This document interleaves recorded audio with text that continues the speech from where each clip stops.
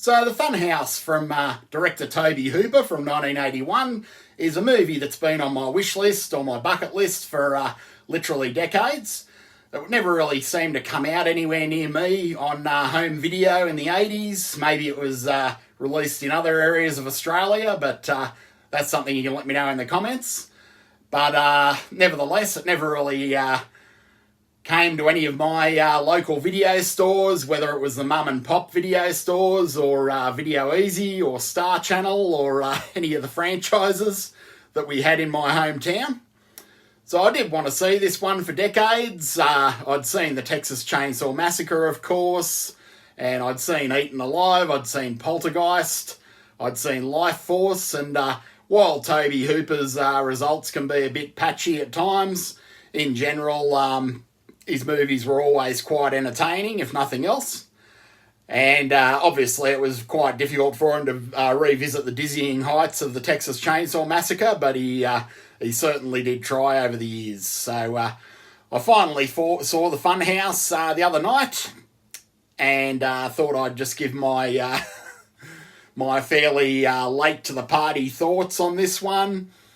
So for years I'd built it up as it was going to be a fun little funfair set slasher movie for something a little bit different. So it did seem quite novel, the idea, so I thought I'd check it out. So the premise of The Funhouse is we have 4 teens or young adults, I'm not sure which.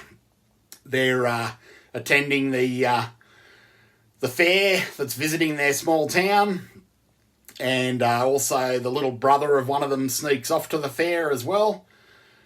And they sort of have a love-hate relationship, the sister and the brother, and quite a bizarre relationship if you've seen the movie, and a disturbing relationship.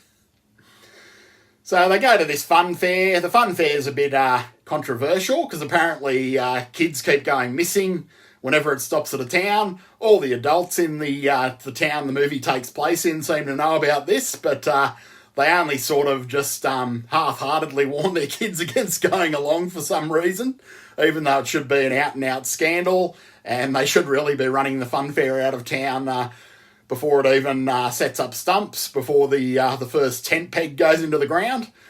But if you can get past that gap of logic, then the rest of the movie will leave you in for a good time. So this one's sort of a bit of a love letter to fun fairs as well as slasher movies. Love letter to horror film fandom as well. Interestingly enough, it's the premise of this one is, of course, there's a deformed killer that's part of the fun fair, and others in the fun fair are kind of trying to keep his urges in check. And if I say any more, that'll probably be a bit too much of a spoiler.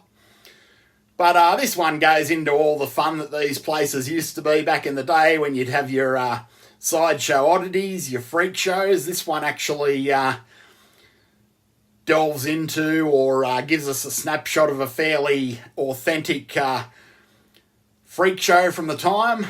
This one's a bit of an animal freak show with things like 2-headed cows and so on and so forth. So it's not a movie for the squeamish, and it does clearly make the actors quite squeamish when they're acting in these scenes. And aside from that, it is a fairly slow burn movie. If you're going into this one expecting a slasher with a high body count, you're going to be sorely disappointed. But if you're after a nice slow burn movie set at a fun fair that's all about atmosphere, then this might just punch your fun fair ticket. And it's a tiny movie in scope, of course, a small movie, despite the fact that they've got a fairly impressive location in the fun fair itself. But it doesn't have the massive body counts of some of these 80s slashers, and sort of quite differently paced to a lot of those. It's more about sleaziness, greasiness, grittiness than anything else. It has a grimy, carny kind of a feel, as you'd hope and expect. And it is quite unique in the annals of 80s slashers, and it really isn't a slasher movie when it comes down to brass tacks. It's more of a, I guess you'd say, thriller. Dark, like a dark psychological thriller, I guess.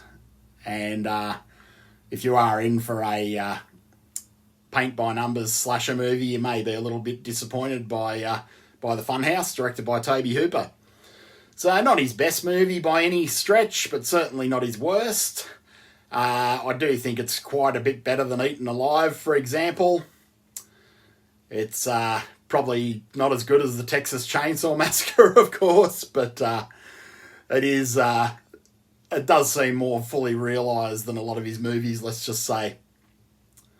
So this one would make a fairly cool double bill, I reckon, with the David Friedman movie She Freak, another cool little carny movie.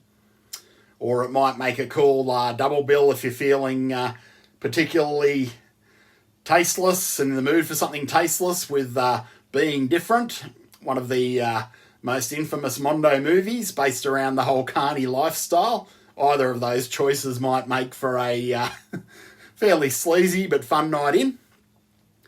So that's about all I've got to say on the Funhouse. Just a quick little review. I didn't go into too much research about this one and the ins and outs. Just thought I'd give my first reaction, I guess, and a genuine first reaction because I haven't seen this movie before. So it is what it is. So if you've enjoyed this video, by all means, please like, share and subscribe. And I look forward to seeing you next time around, and take it easy.